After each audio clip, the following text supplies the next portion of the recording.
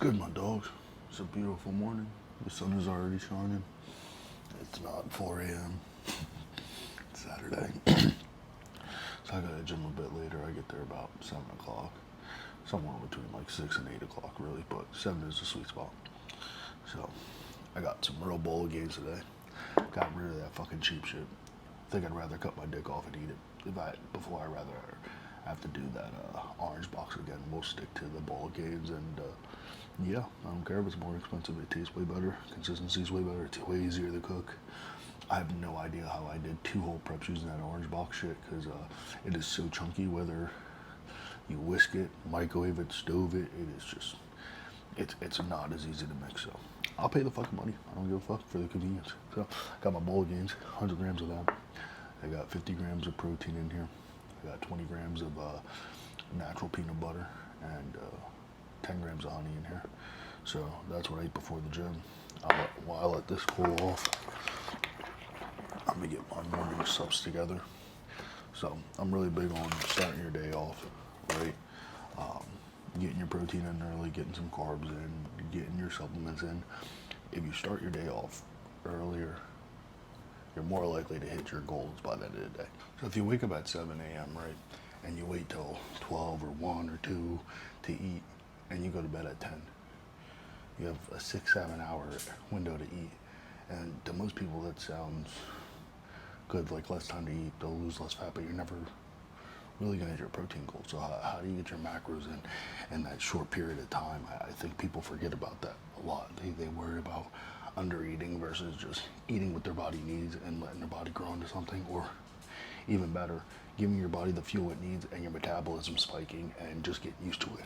So like when I started this bulk, I started at 3,200 calories, and like now I'm up to 3,600 calories, and I've been growing, and I gotta up my calories again, because I woke up today and my weight went down 2 days in a row after having high days. So my metabolism was used to 3,200 calories. I'm eating 3,600 calories and losing weight now. So just let that process for a second, okay? So back to setting yourself up right. Best shaker in the game. I'm gonna make my intro first. So I start off coconut water. Read the label. Ain't no bullshit in there. It's organic, but it helps me get some calories and has some carbs from when I'm working out, but it also has some sodium, potassium, and magnesium. So use that as my base.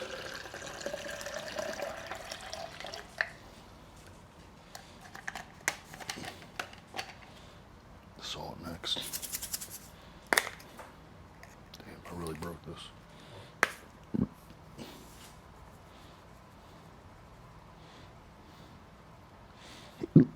There we go. 2 grams of salt. 5 grams of creatine, so which is just normally a scoop.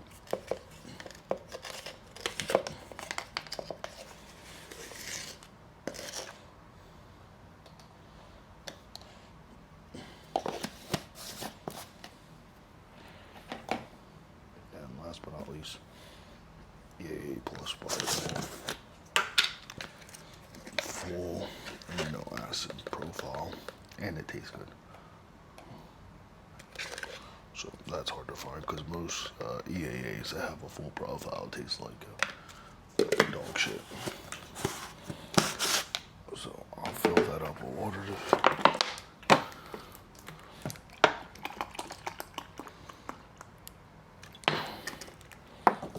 And so I drink this throughout my workout. And I also have 2 applesauce packs. I love these shits, the Goes. They're 60 calories each, and they got 14 grams of carbs. So I have 2 of these while I'm working. So between this, that, and that, 14 times 3, you're getting over 30 grams of carbs. And what's that, 42 or something? But yeah. So I drink one of these probably right after my warm up and then halfway through my workout. So quick, fast, digestible carbs. I actually was an athlete my whole life, so with these high rock, everyone's on the kick for that and running and all that. One thing that athletes do really well is they can slam calories in a short amount of time. And me being a hard gainer, I need to get the extra calories where I can. So next is my door shaker. Take a sip of water. This is for my pre.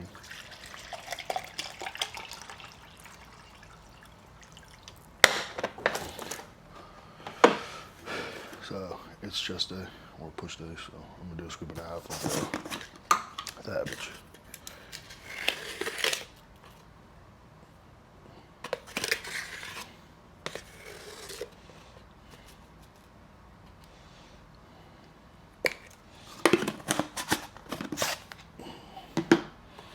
And we're gonna do a scoop of pump. Because it's open body day. And we want to get that nasty pump.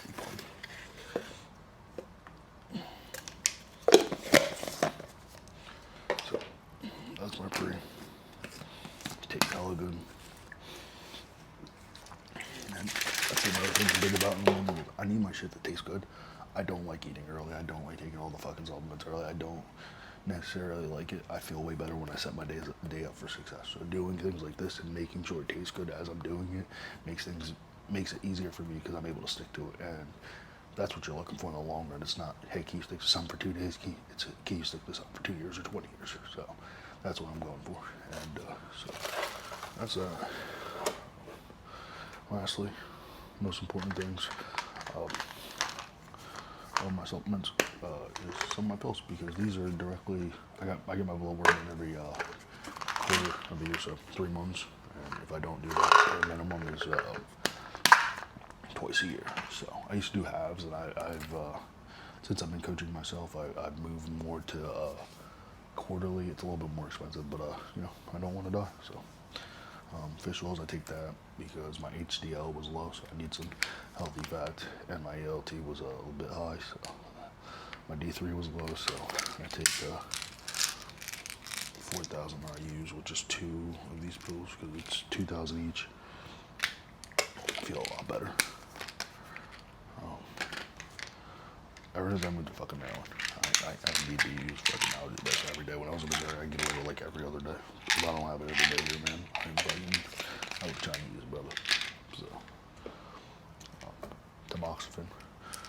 So, I don't want bitch potatoes. I'm on PEDs. I have been on PEDs for 2 years now, and I'm very conscious of mistakes other people take.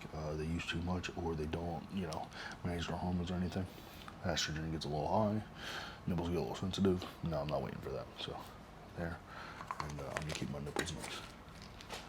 And last but not least is a good old BPT 157 and TB 500 mix. I take one of these. I like the pill form when I'm in a bulk, just because I'm not so much worried about the recovery as I am my gut health. If that's off, eating's off, training's off, all goes together, snowballs.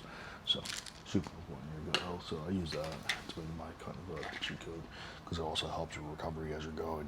You know, test MPP, you mix those together, your recovery's through the roof right now. So, you know, that's been really good to me. But my bowl of gains is cooled down now, and I'm gonna fucking house this so I can get my ass to the gym. Hope you have a great day, baby boy.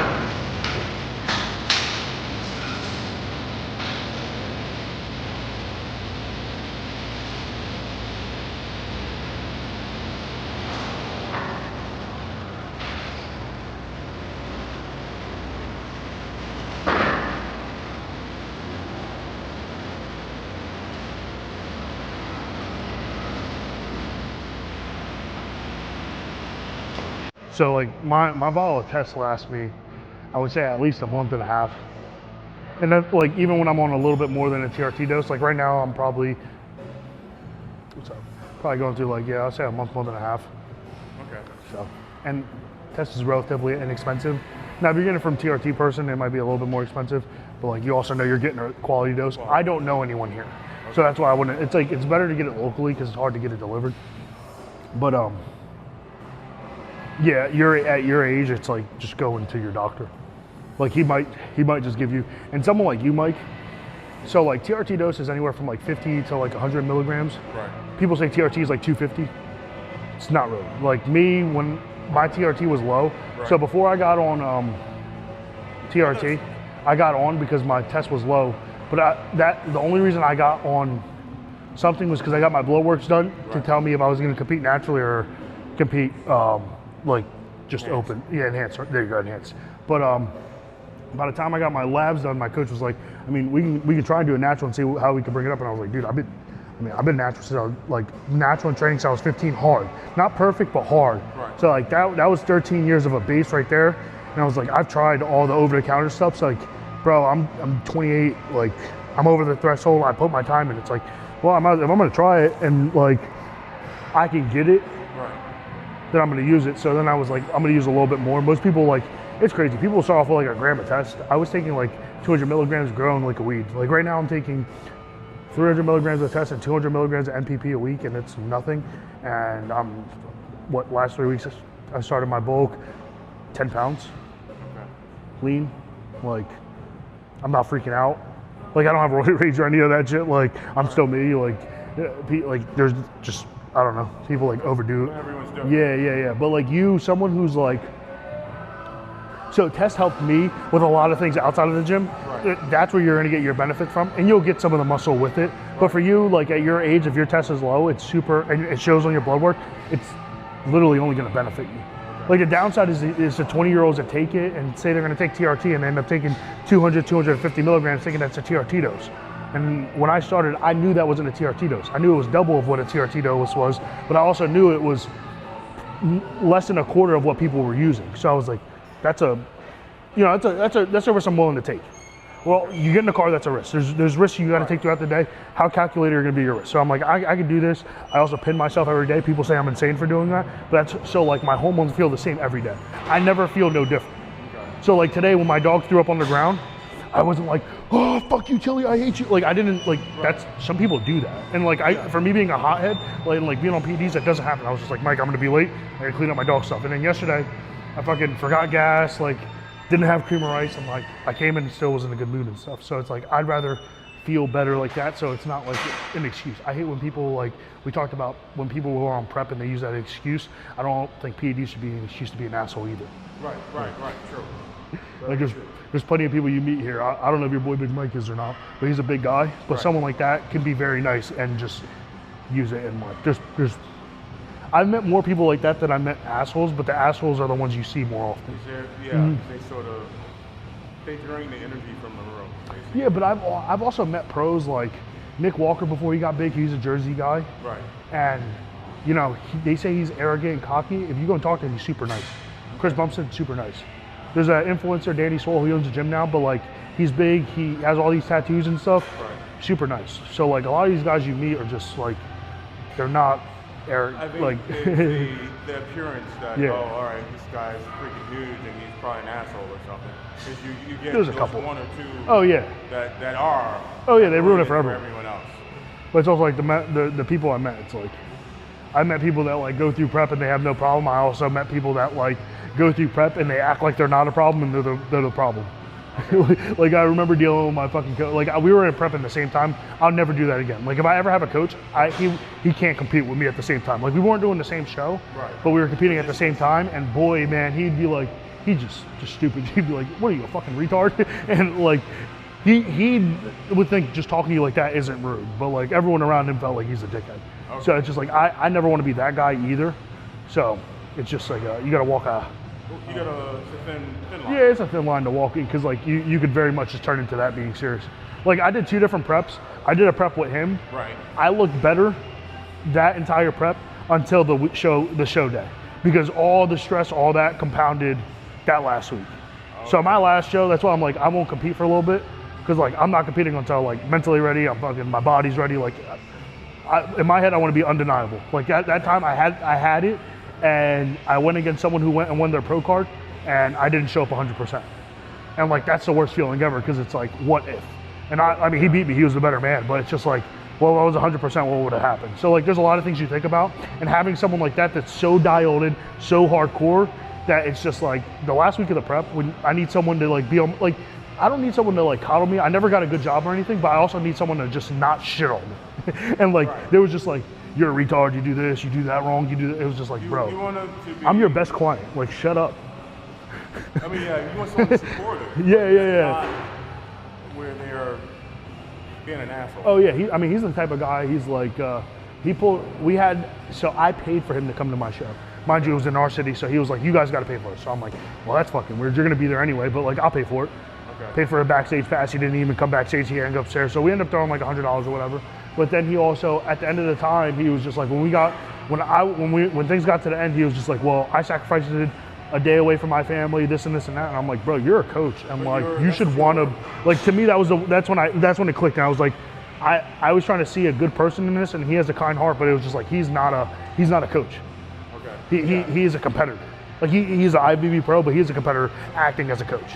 Like there's a difference between that. And then like, because as a coach, you spend 20 weeks with someone, you're like, this is my trophy. Like, this is my trophy right here, dog. This is my hard, like, this is our hard work. Right. Like we did this, bro. We did this shit. Right. And it was never like that. So it teaches you a lot though. Okay. And also just perspective from the gym. Yeah, that was a lot, but yeah. So yeah, you asked about my PEDs and that's how that went, but yeah, some people are good and some people are bad. Okay. But I would start with definitely go to your doctor. Because do you have a physician? Yeah. Just say, hey, when's the last time you got your blood work done? Probably back in January. All right, so I can ask him to do it again. Yeah, hey man, I just, I've been hitting the gym hard. I lost all this weight. I want to see what I haven't got my labs done, and I heard I should be getting it done, twice a year just to keep up on stuff. Don't tell them you want to like hop on that, but like that way, because like I pay $300 to get my labs done. Right. If you have a physician, it's free. It's free. It's free. They write you the script and you go and do it, and it's like it's one extra step, but to save $300, it's like if you spend an hour, you just made $300 an hour. So like you get what I'm saying? It's not that much work, but you just have to go do it. I also don't have a primary care physician over here, so and even in KC I didn't. So like you could just order on LabCorp and shit, and that's what I would do. And I've seen all the ads about. Oh yeah. It's like a dime a dozen now. Oh, it's the biggest thing. It's that and GLP-1s. Yeah. Anything you can make money on, man. There was marijuana a couple years ago when it was first like coming into all the states. Like everyone was owning a marijuana company. Now everyone has a TRT clinic. Now everyone fucking pushes GLP-1s. Next thing you know, man, fucking cocaine's gonna be legal.